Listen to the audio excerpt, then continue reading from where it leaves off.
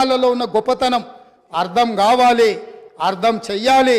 అందుకే మీరు మిమ్మల్ని విజ్ఞప్తి చేస్తున్నా, రిక్వెస్ట్ చేస్తున్నా, వాళ్లకు అవసరమైనప్పుడు మైక్ ఇచ్చి వాళ్ళని ఎప్పటికప్పుడు మాట్లాడించాల్సిందిగా నేను కోరుకుంటున్నాను అధ్యక్ష.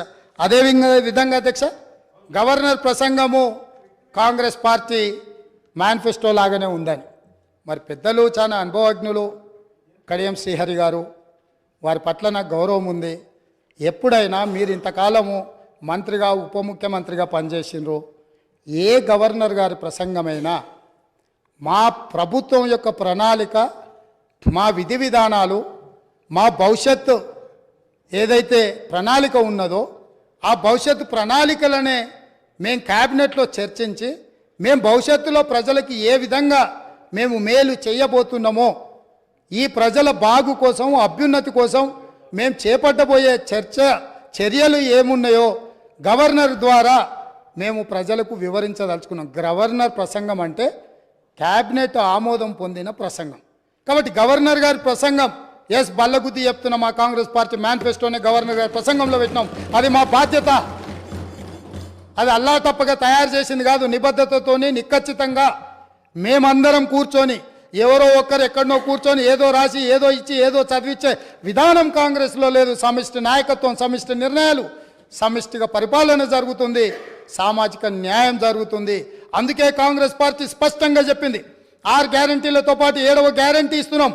ప్రజాస్వామ్యాన్ని ప్రజలకు అందిస్తాము, ప్రజలకు స్వేచ్ఛనిస్తాం, ప్రజలకు సామాజిక న్యాయాన్ని అందిస్తాం, సమానమైన అభివృద్ధిని తీసుకొస్తామని చెప్పి ప్రజలకు మేము మాట ఇచ్చినాం. 2004 నుంచి 2014 వరకు తీసుకొచ్చిన సంక్షేమ పథకాలు, అభివృద్ధి పథకాలు ఈరోజు హైదరాబాదు నగరంలో ఉన్నాయంటే ఔటర్ రింగ్ రోడ్ వాళ్ళు కట్టిరా అధ్యక్ష, అంతర్జాతీయ ఎయిర్పోర్ట్ వాళ్ళు కట్టినరా, మెట్రో రైలు వాళ్ళు కట్టినరా, హైదరాబాద్కి కృష్ణానది జలాలు వాళ్ళు తీసుకొచ్చిండ్రా, హైదరాబాద్కి గోదావరి జలాలు వాళ్ళు తీసుకొచ్చిరా, హైదరాబాద్లో ఈరోజు తీగల వంతెన మీద ఫోటోలు దిగుతున్న వాళ్ళు ఆనాడు కాంగ్రెస్ పార్టీ అధికారంలో ఉన్నప్పుడు చేసిన ప్రణాళికనే అన్న సంగతి అప్పుడే మర్చిపోయినరా. ఇవాళ మీరు నెత్తి మీద నీళ్లు చల్లుకున్నంత మాత్రాన గోదావరి తాగునీటి జలాలకు ప్రణాళిక పెట్టింది ఎవరు, ప్రారంభించింది ఎవరు, పనులు ముందుకు తీసుకొచ్చింది ఎవరు అధ్యక్ష?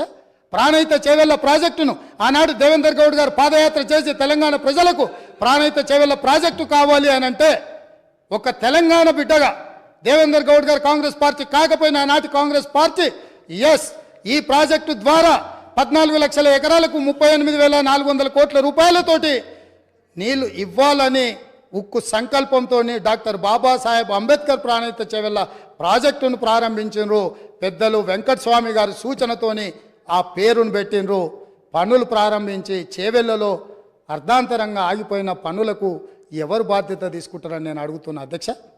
ఆనాడు కాంగ్రెస్ పార్టీలో ఉన్న నాయకులు చిన్నారెడ్డి గారు లాంటి వాళ్ళు మాట్లాడడం వల్ల పాలమూరు ప్రాంతానికి, రంగారెడ్డి ప్రాంతానికి సాగునీటి ప్రాజెక్టు నిర్మించాలి, సాగునీరు తాగునీరు ఇవ్వాలి అని పాలమూరు రంగారెడ్డి ఎత్తిపోతల ప్రాజెక్టుకు 2013లోనే మంజూరు ఇచ్చి పనులను సర్వేలు చేయమని ఆదేశాలు ఇచ్చి దానికి పునాది రాయి వేసింది కూడా కాంగ్రెస్ పార్టీ కాదా అని నేను అడుగుతున్నా.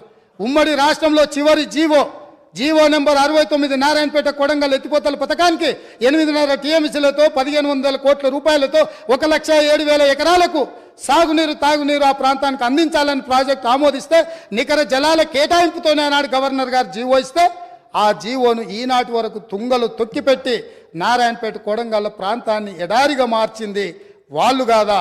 ఈ వివక్ష వీళ్ళు చేసింది కాదా అని నేను అడుగుతున్నా అధ్యక్ష. ఇదేనా ఈ తెలంగాణ రాష్ట్రంలో తెలంగాణ వాడు ముఖ్యమంత్రిగా ఉండి తెలంగాణ ప్రాంతాన్ని పరిపాలిస్తున్నాడు అన్నప్పుడు ఎందుకు మా ప్రాంతాలు వివక్షకు గురైనాయి? మా ప్రాంతాలు ఈ రోజుకి వలసల ప్రాంతంగా ఎందుకు ఉన్నది? ఈ వలసలకు, ఈ చావులకు వీళ్ళు కారణం కాదా అని నేను అడుగుతున్నా అధ్యక్ష. అదేవిధంగా ఈరోజు నేను మాట్లాడదలుచుకున్న అధ్యక్ష, తెలంగాణ రాష్ట్రంలో డ్రగ్స్ మహమ్మారి లేకుండే, తెలంగాణ ఉమ్మడి రాష్ట్రంలో డ్రగ్స్ గురించి చర్చ లేకుండే, గంజాయి మత్తు లేకుండే, లిక్కర్ కూడా అతి తక్కువగా ఉండే. కానీ ఇవాళ ఏ పేపర్ చూసినా, ఏ టీవీ చూసినా గంజాయి మత్తులో దాడులు జరుగుతున్నాయని, సింగరేణి కాలనీలో 6 సంవత్సరాల పసిగుండను గంజాయి మత్తులో రేపు మర్డర్ చేస్తే ఈ ప్రభుత్వం అచేతనంగా ఉండిపోయింది.